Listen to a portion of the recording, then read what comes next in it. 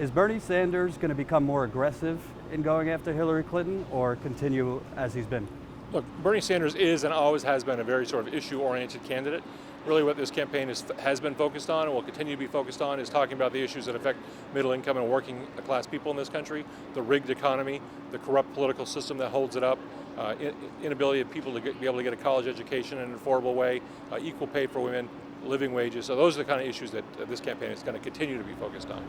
Senator Sanders obviously talks about income inequality a lot. Yes. Will Senator Sanders be better with a Republican Congress who again passed a wet kiss to corporate America with this tax cut? Do you think Hillary Clinton is going to be the one that compromises with them on things like that?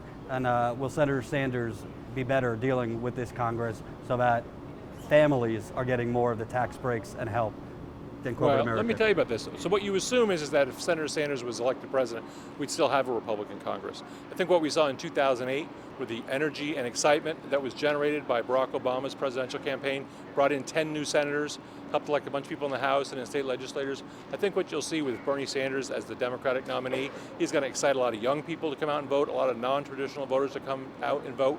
And so it's not only electing Bernie Sanders, but we're going to create the kind of momentum that is going to sweep in a lot of other Democrats. So I think that what you'll see, I think you'll see a Congress that's substantially changed with the Bernie Sanders presidency. In addition to that, I would point out that in his time in the Congress from 95 to 2005, when he was in the Republican-controlled House, no member of Congress passed more amendments in that environment than he did.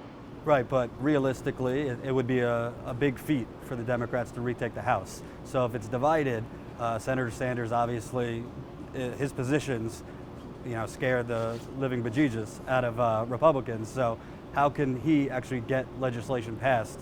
Well, look, it's going to take millions of people standing up with him, right? When Bernie Sanders is president, if you want to have universal college education so that public colleges and universities are like high schools, if people want to have that in this country, they're going to have to stand up with Bernie Sanders, not only in this campaign, but after he's elected. I think he's the only candidate saying that no real change comes in this country. It's not just about Bernie Sanders, unless millions of people stand with him against the Republican Congress. And I guarantee you, when Republicans look out the window and see hundreds of thousands or millions of people in the mall, I think they'll be a little bit more willing to negotiate.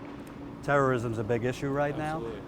Senator Sanders talks a lot about the immorality of income inequality, but you have, when two Arabs shoot up 14 people, there's a lot of urgency.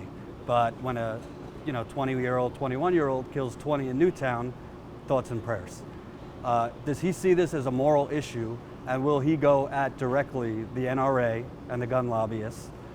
Because right now there's a murder epidemic going on through America. Well, as you may know, he has been a strong supporter of an assault weapons ban since 1988. He has supported expanded background checks, supports closing the gun show loophole, dealing with the problem of straw purchasers. I think you saw in San Bernardino now we have a straw purchaser issue in that case. So he has a D- lifetime rating for the NRA. So Bernie Sanders has stood up for common sense gun safety legislation his entire career, and he will continue to do that. He's been on the receiving end of arrows from Hillary Clinton on gun control, but specifically, does he have the stomach to go after the NRA? Because as we know, the NRA is the reason. Absolutely. Look, the NRA has really become an arm of the Republican Party, frankly, and so we have no problem. I mean, they certainly have come after him in many of his elections, and we've gone right back after them. So we have a history of doing that. Senator Clinton obviously was Secretary of State. She's suggested Senator Sanders is weaker on foreign policy. Now she's coming out saying no ground troops in Iraq and Syria. Is that credible coming from someone who voted for the Iraq war, who has been more hawkish than Senator Sanders?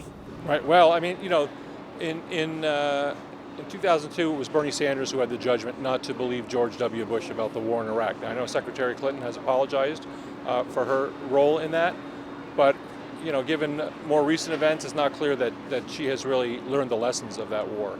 If you look at what happened in Libya, which is now in serious trouble and it has an ISIS presence due to the toppling of the regime there, I don't think that we have seen really a change in behavior. We've seen a little change in discussion about the Iraq war, but we haven't really seen a change in behavior. Right? Obviously, she supports a no-fly zone. She's been pretty bellicose about Syria, and I think the truth of the matter is, I watched the Republican debate last night.